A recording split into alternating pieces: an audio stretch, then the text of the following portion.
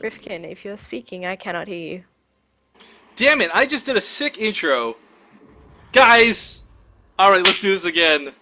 I forgot I muted my mic for the opening scene. Let's pretend it never. Okay, guys, the map just loaded in. I love you, Dave. Guys, here we are in the ZOTAC finals. Game 4. Oh. And there's $100 up for grabs. We got a gas first, but we'll talk about that in a second. Spawning here in the lower right corner. Down 2. With only one win under his belt. It is Revenge.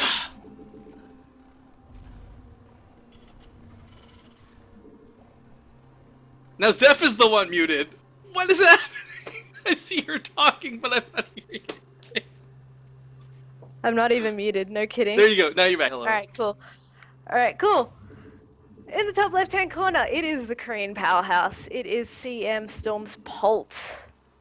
How do you close it out? I can't. Yeah, I wasn't muted. My mic was actually like, you know how it's kind of broken. Alright, well, you know what? We'll just say GG to technology, cause Dude, NSL sound guy, definitely.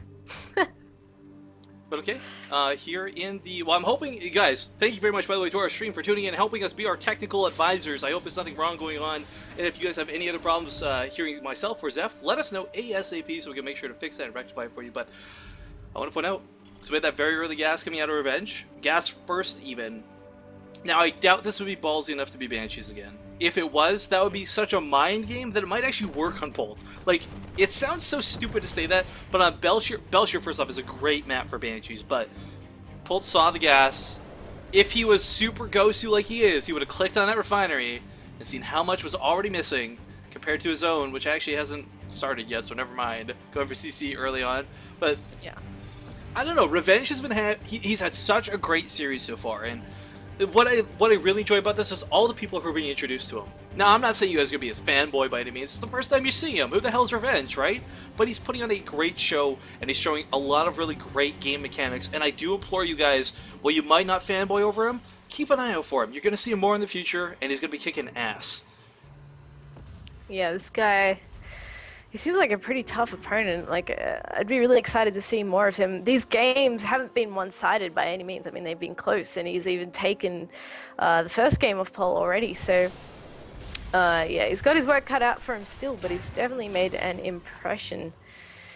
Well, I So think what's it going to be? a big problem, too, is, you know, a lot of people are like, oh, it's DVT finals, it's going to be boring. But I told you guys at the start of the series, Polt doesn't do Hellbats. He has none of that.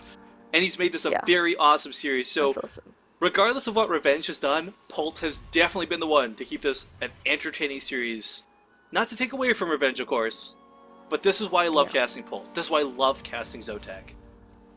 Yeah, it's cool. It's cool to see players that'll stray away from the easy way out of the metagame. I mean, even Revenge, I mean, going mech, yeah, he's using Hellbats, but it's still a mech strat. He only did the Hellbat drops in the first game, and things went well for him in the sense that Polt was out of position and he got some damage in. So it's not like he's a one-trick pony with the Hellbat drops either. You know, he's been mixing it up with Banshees and other stuff.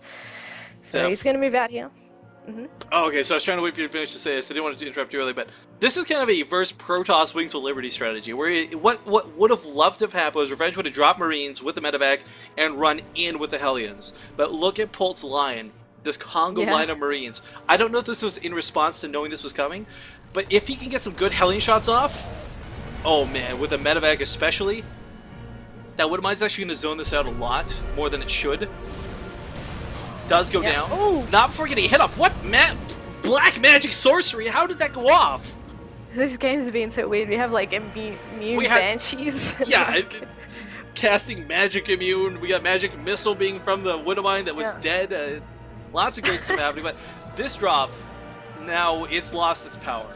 And the big problem with this, going gas first like that, you really delay your natural. We see it now coming up for Revenge, but Polt's already got the orbital. He's already landing it. I mean, he's actually quite a bit ahead economically at this point. It doesn't seem like much, but when you have a whole orbital over your opponent in the early game, that's huge.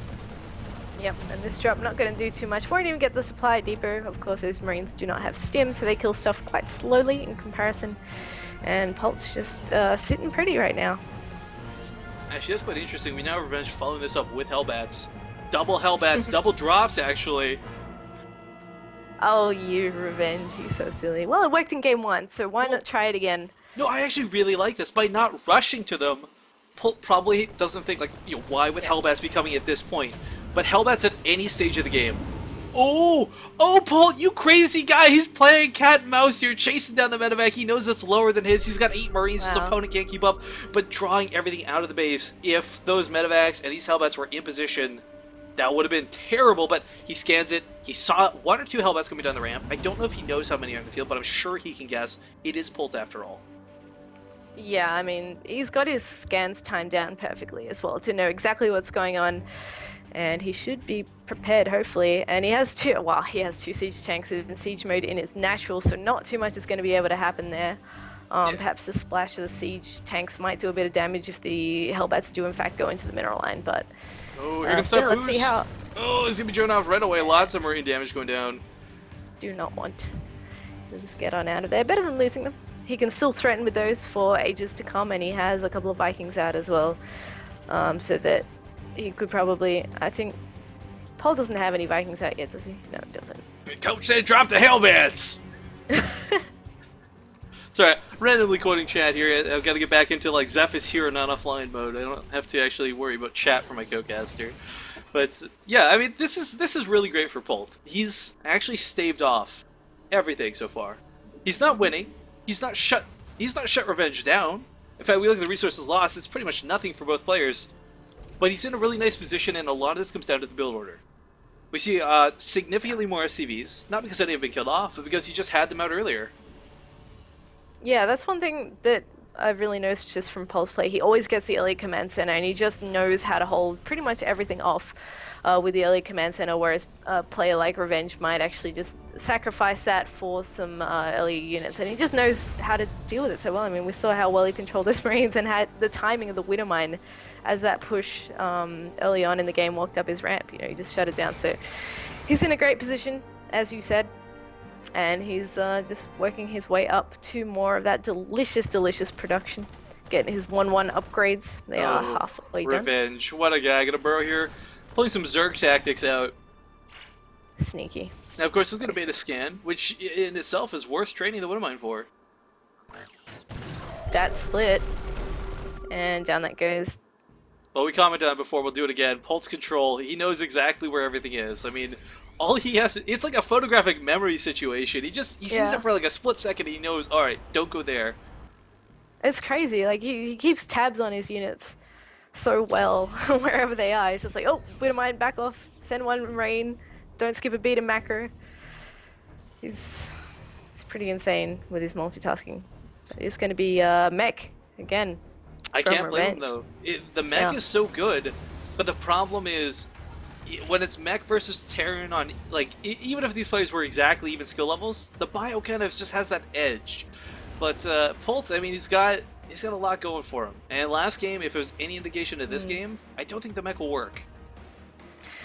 Yeah, he just showed how to manipulate the slowness of mech in the last game. I mean, when I dropped out, he was stuck under siege at his third, and then next minute he's like surrounded it and killing off all the tanks ever. So we have a drop coming down here. The siege tanks are ready though. Oh, but he picks up into a medevac that gets picked off, and while that was a nice attempt, guys, let's talk about why that doesn't work here for a second, because maybe you guys don't understand. Like, oh, actually, hold that thought. We got a big scrap engagement. Polt chasing down so much with just Marines is gonna pull back. But having the tank here, what this does is it grabs the, I guess if you played World of Warcraft, the aggro of the Hellbats immediately, so they can't attack the workers. They just physically can't. Your micro is not going to be good enough to make them. You can try and hold position, sure, but even then, it's so good out of Polt. Doesn't work too well. And when you look at it, Revenge actually doesn't have all that much out. I mean, if he gets really that siege position, yeah, he'll be in a nice spot because of the siege tanks. But at the end of the day, Polt has been ahead on supply the whole time. Of course, he's got bio, it churns out faster, but Revenge has to be really careful. He cannot afford to just accidentally look away from his army for 1 second, because it'll all die, and then so will everything else he owns. Actually, where's this? We got 1 to 4 Vikings on the field.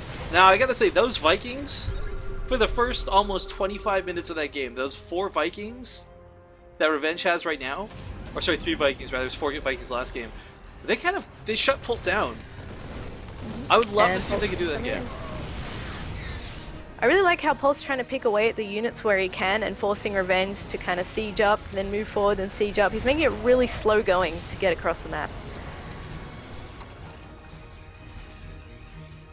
Yeah, I mean, the watchtower control is pretty big in this situation, too. It saves you a lot of scans, a lot of pain, but Polt kind of with, actually, I want to point out boobies here on the minimap. 2 really well nicely positioned sensor towers. It's not going to allow Revenge to really go anywhere. Polt's like, alright, you're in the middle of the map now. Worst case scenario, you sneak around, but now you can't. Yeah. This is one thing I noticed when Revenge was laying out in that Neoplanet S game. Polt has insane map vision. He puts a unit at almost every base. He has the towers, he has these sensor towers up all around. He knows everything that's going on, and that really, really helps him. On top of like the 1 or 2 Marines that are just always on the field. Like even if they get picked off, he sends another one there to, like, look at this. This one Marine's been chilling at the 4th base for so long. But a drop with siege tanks now in the main of Revenge, or Revenge just got to go for it. He can try and come back home, but it's not going to be worth it. Not in a million years. And oh my god, Zephy's caught completely. Sick moves. Blind side, to say the least. These medevacs holding a lot of them. They've got so many Hellbats in them, they really need to get out and start using them. But back at home, same problem as before. The production now being gutted of Revenge. He just can't replace this army, so he has to kill Polt. Yeah. This is it. Revenge, a good 50 supplied down. Polt set up at home to defend too. He's got a siege line at the front and some units in his natural. Hellbat drop not going to be able to do too much as more bio comes up to meet him. And in the meantime, I mean, the position for Polt is just so much stronger. Polt also has that extra base up, which is really key, because if this was an even base trade where players are trading at the same rate, Polt wins.